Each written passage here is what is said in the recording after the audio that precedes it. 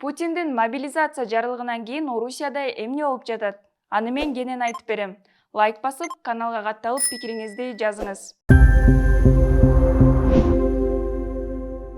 21 сентябрда коргоо министри Сергей Шойгу согуштук тажрыйбасы бар 300 000 запастагы адам Украинадагы согушка тартылат деди. Эске салсак, Путин 8 марттагы кайрылуусунда запастагыларды кошумча чакыруу болбойт деген. Подчеркну, в боевых действиях не участвуют и не будут участвовать солдаты, проходящие срочную службу. И не будет проводиться и дополнительный призыв резервистов из запаса. Поставленные задачи решают только профессиональные военные. Пландар өзгөрүп кеткен окшойт. Мобилизация же могилизацияны уккан эл биринчи күнү ар кайсы чоң шаарларда массалык нааразычылык акцияларына чыгышты. Алгач Улан-Удэ, Новосибирск жана Челябинскиде башталып, кийин 38 шаарга тараган. Күч органдары катуу күч колдонуп, сабап 1300дөн ашык адамды кармап кетип, колдоруна аскердик чакыруу карматты. Анын ичинде Москвадагы акция учурунда кармалып 8 суткага камалган Сота медиасынын журналисти Артем Кригер да бар. Акцияларда майнап чыкпады көрүнөт. Расмий 300 000, бирок Орусиянын аймактарында иш жүзүндө айтылган категорияга туш болбогондорду да салып кетип жатышканы соц тармактарда тарап жатат. Мобилизацияга жаңы мыйзам боюнча кимдер тартыларын бул видеодо кенен айтып бергенбиз. Москвада эч качан армияда кызмат өтөбөгөн. Сбербанктын IT адисине чакыруу кагазы келген. Кийин аны кое беришкен. Анткени мыйзамга IT, байланыш, медиа жана каржы тармактарындагы кызматкерлер мобилизацияга алынбайт деген толуктоо кирди. Чакыруу кагазын колуна алгандарга өлкөдөн чыгуу тыюу салынган. Болбосо кылмыш иши козголот. Ага карабай согушка барууну каалабагандар чек арага агылып жатат. Кутулайын дегендер казак, орус, Грузиянын Орусия менен чек арасында 15 километрге созулган тыгындарда турушат. Айрымдары самокат, велосипед менен чек арадан өтүү айласын таап алышкан. Орусиядан коңшу мамлекеттерге болгон авиа каттамдардын баасы болуп көрбөгөндөй кымбаттады. Алсак, Москва-Ереван авиа билети 300 000 рубльга чыккан. Ал арада Орусияда чакыруу алгандар мобилизацияланууда.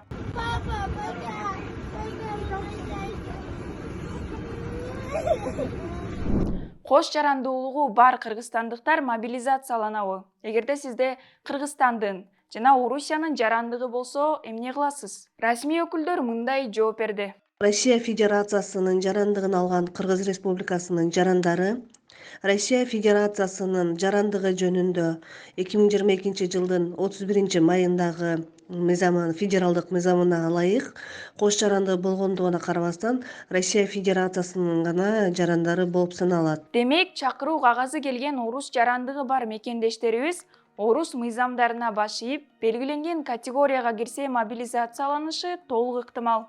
Айтмакчы, сиз жарандыктан баш тарта аласыз. Ал эми Орусиянын аймагында убактылуу иштеп же окуп жүргөн Кыргызстандын жарандарына тим төмөнкүчө эскертет. Мобилизациялоо Россия Федерациясынын жарандары гана тиешелүү.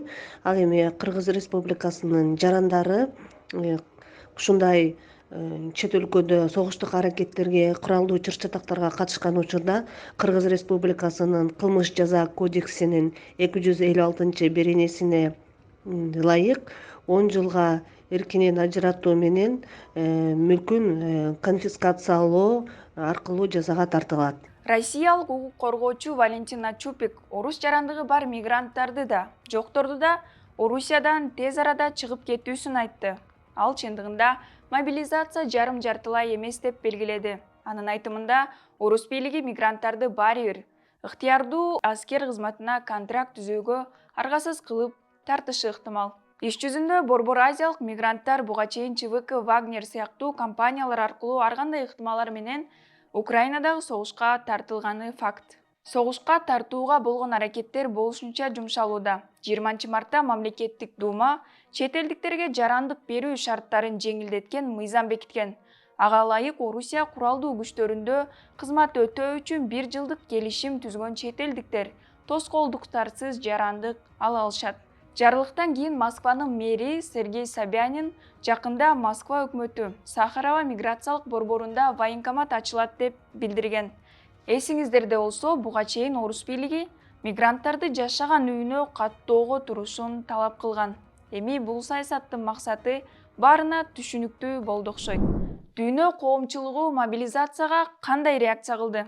Украинада согуш башталгандан бери Орусия мобилизация жарыялабасын ишендирип келген. Далилдерди бийликчил маалымат каражаттарынын марттан берки жазып келгендеринен көрсөк болот. Акыры мобилизация бул экинчи дүйнөлүк согуштан кийинки биринчи мобилизация. Путин Москва өз кызыкчылыктарын бүт аскердик арсеналын, анын ичинде керек болсо ядролук куралын колдонуп коргоно турганын эскертти.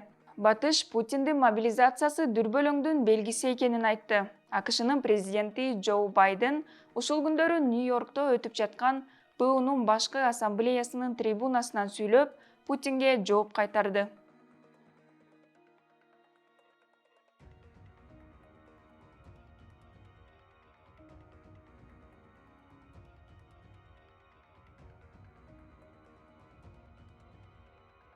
Мобилизация боюнча Украинанын президенти Владимир Зеленский орустарга орус тилинде кайрылды. Ал орустарды аман калуу үчүн качууга же туткунга багынып берүүгө үндөдү. Но российское руководство готовится забрать в армию до 1 миллиона мужчин. Это то главное, о чем они сейчас умалчивают. А мы знаем, что они будут брать всех, без разбора. Сөз болгондой эле Рамзан Кадыров Чеченстанда мобилизация болбойт. Буга чейин 20 000 адам фронтко аттанган, план аткарылган деп түшүндүрдү. Иранда адам өлүмдөрү менен коштолгон массалык митингдер өтүп жатат. Эмнеге? Иранда кыз-келиндер жоолуктарын өрттөп, чачтарын кесип жатат. Махса Амини хэштеги менен челлендж башталды. Мунун баарына 22 жаштагы кыздын өлүмү түрткү болгон. 13 сентябрда Тегеранда адеп ахлак полициясы көчөдө хиджабты туура эмес салынганы үчүн 22 жаштагы студент кыз Махса Аминини кармап кеткен. Кыз комага түшүп, бир нече күндөн кийин каза болуп калган. 16 сентябрда аны жерге беришкен. Дал ошол күнү маркумдун киши мекени Ирандын Курдистан провинциясында нааразычылык акциялары башталып, кийин 20-дан ашуун башка шаарга тараган. Полиция кыздын жүрөгү кармап каза болгонун айткан. Бирок күбөлөр полиция бөлүмүнө жеткиче катуу сабалганын айтышкан. Айрымдар бул видео монтаждалган деп айтышууда. Мурда кыздын өнөкөт оорулары бар болчу деген айыпты Махсанын үй бүлөсү толугу менен четке каккан. Эң кызыгы, бир жумадан бери болуп жаткан акцияны басуу үчүн Иран бийлиги 21 сентябрда интернетти өчүрүп салган. Муну Лондондо жайгашкан Netflix интернет байкоочулар тобу тастыктаган. Бул ыкманы эскичил бийлик 2019 жылдан бери колдонгону белгилүү. Бирок жолун билген жарандык коом соц түйүндөргө VPN сыяктуу сервистер менен киришет. Ирандагы адам укуктарын коргоо борборунун маалыматында 16 сентябрь күнү эле масштабтуу нааразычылык акцияларында өлгөндөрдүн саны кеминде 9-дан ашканы айтылат. Расмий Тегеран кагылыштарда 17 адам мерт болгонун, анын ичинде 5-өө коопсуздук кызматкерлери экенин тактады. Азырынча так саны белгисиз. 1979 жылкы ислам революциясынан кийин Иранда аялдар жана 9 жаштан өткөн кыздар коомдук жайларда паранжа кийүүгө милдеттендирилген. Баш ийбеген кыз-келиндер мамлекеттик ишкана, банктарга, коомдук транспортко кире алышпайт же темир торго камалып кетиши да ыктымал. Ирандыктар муну көзөмөлдөгөн адеп ахлак полициясына каршы чыгып келишет. Президент дүйнө жүзүнө Тажикстандын агрессиясын жарыя салды. 20 сентябрда Нью-Йоркто БУнун башкы ассамблеясынын 77-чи сессиясы башталды. Ага уюмга мүчө болгон 193 мамлекеттин башчылары барды. Кыргызстандын уюм менен өнөктөштүгүнө быйыл 30 жыл толду. Президент Садыр Жапаров сессиянын дебаттарында 14, 15, 16 сентябрда Тажикстан агрессия менен Кыргызстандын аймактык бүтүндүгүнө кол салганын дүйнө коомчулугуна жарыя салды.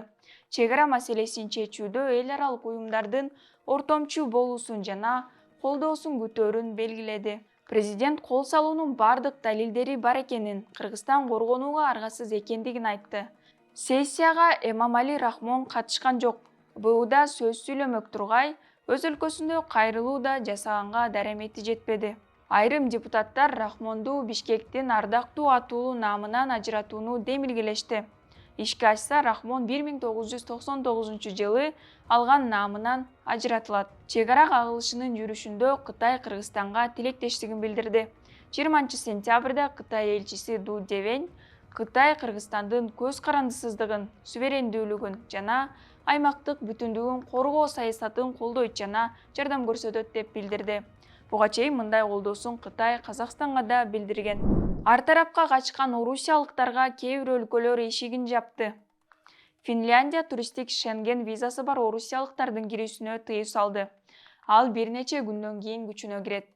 19 сентябрда Европадагы 4 мамлекет, бир убакта Эстония, Латвия, Литва жана Польша орустар менен белорустарга Шенген визасы менен кирүүгө тыюу салган. Туризм, бизнес, спорт жана маданият секторундагы себептер менен да саякаттоого мындан ары мүмкүн эмес. Мындан сырткары 1 сентябрдан тарта Евро биримдиктин өлкөлөрү орусиялыктарга жеңилдетилген виза берүүнү такыр эле жокко чыгарды. Бирок Украин Орус согушунун алкагында орусиялыктар үчүн ачык мамлекеттер да аз эмес. Алар бүгүнкү күнгө карата Түркия, Араб Эмираттары, Испания, Индия, Египет жана башка мамлекеттер. Демек, мобилизациядан качкан орусиялыктарга башпаник табуу анчейин кыйын эмес. Бүгүн Орус-Украин согушу башталганына 7 ай болду. 22 сентябрга караган түнү тараптар эң көп туткун алмашты. Украина орусчул саясатчы Виктор Медведчукту жана 55 орус туткунун 215 азовчыга алмашты. Украина Мариупольда коргогон Азов полкунун командирлерин, офицерлерин жана жоокерлерин кайтарды. Владимир Зеленский туткундарды алмашуу түрк президенти Режеп Тайып Эрдогандын ортомчулугу менен ишке ашканын билдирди. Сүйлөшүүлөр боюнча 5 командир согуш аяктаганга чейин Түркияда болушат. Орус тарап ушундай шарт менен гана алмашууга макул болгон. Азов полку Украинанын куралдуу күчтөрүнүн курамына кирет. Анын жоокерлери 2022 жылдын жазында Мариуполь шаарын коргоого активдүү катышып, жүздөгөнү өлүп, миңдегени орус тарапка колго түшкөн. 2 августта Орусиянын жогорку соту Азов полкун террордук уюм деп тааныган. Ал эми Орусия Владимир Путин менен жакын мамилеси бар делген олигарх, оппозициячыл депутат Виктор Медведчукту жана 55 аскерин кайтарды. Медведчук Украинада чыккынчылыкка айыпталып камакта жаткан. Ага былтыр май айында кылмыш иши козголгон. Тергөө материалдарында алар Крым жарым аралындагы улуттук байлыктарды тоногону, Украинанын кен байлыктарына байланыштуу баалуу документтерди бергени жана Крымды башка өлкөнүн аймагынын бөлүгү катары тааныганы айтылган. Бул жумада болгон дүйнөдөгү орчундуу кабарларды мен Нурайдай айтып бердим. Кайрадан көрүшкөнчө.